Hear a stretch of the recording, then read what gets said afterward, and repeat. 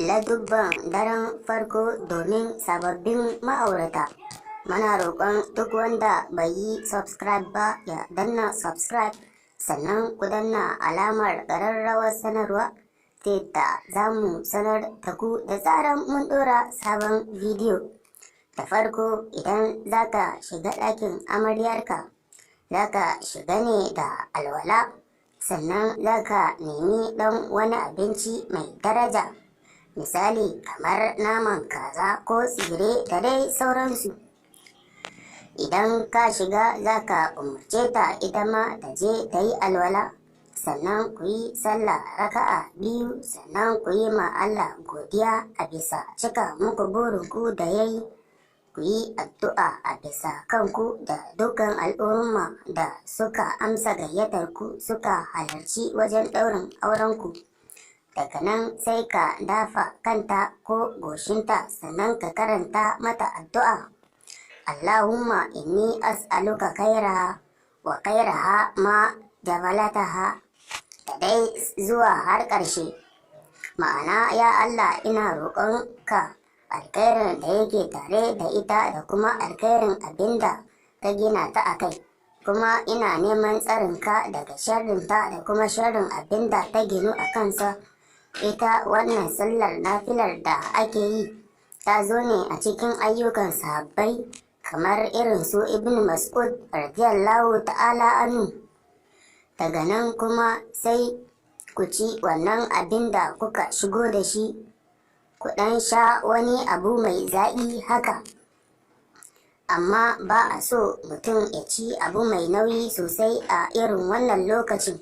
Daga nan kuma sai ku kusanci juna tare da gabatar da 'yan wasanni da juna kafin ku fara gabatar da ɗabi'ar aure. Kuma akwai addu'ar da ake karantawa daidai lokacin da za a fara jima'i, ita ce Allahumma jannibna shaidana wa jannibna shayaɗin ma razaqana. Ma'ana, ya Allah, ka nisantar da shaiɗan daga gare mu, kuma ka nisantar da shaiɗan daga abin da za a azurta mu da shi. Annabi sallallahu alaihi wasallam ya ce, idan aka ƙaddara samun ciki a wannan saduwar, to shaiɗan ba zai iya cutar da shi ba har abada. Bukhari da Muslim suka rawaito shi. Ka bi amaryar ka a hankali, domin kuwa wasu amaran zaka iske su wuni cikin gajiyar biki, sannan ga kunya ta lulluɓe saboda tunanin wannan lokaci mai daraja. Sannan yawancin angwaye suna ƙwallafa ransu a kan cewar sai sun yi jima'i a daren farko. Wannan ba dole ba ne.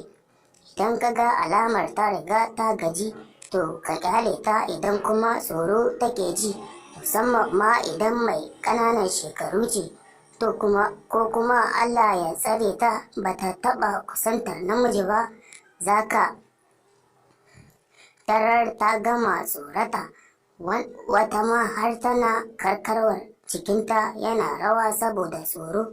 Don haka ka kwantar mata da hankali ta hanyar kalamai masu daɗi na soyayya, nasiha da dai sauransu.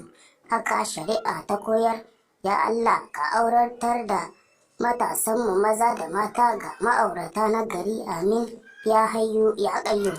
Don haka muna roƙonku ga duk wanda bai yi subscribe ba ya danna subscribe, sannan ku danna alamar ƙararrawar sanarwa ta yadda za mu sanar da ku da zarar mun ɗora sabon bidiyo.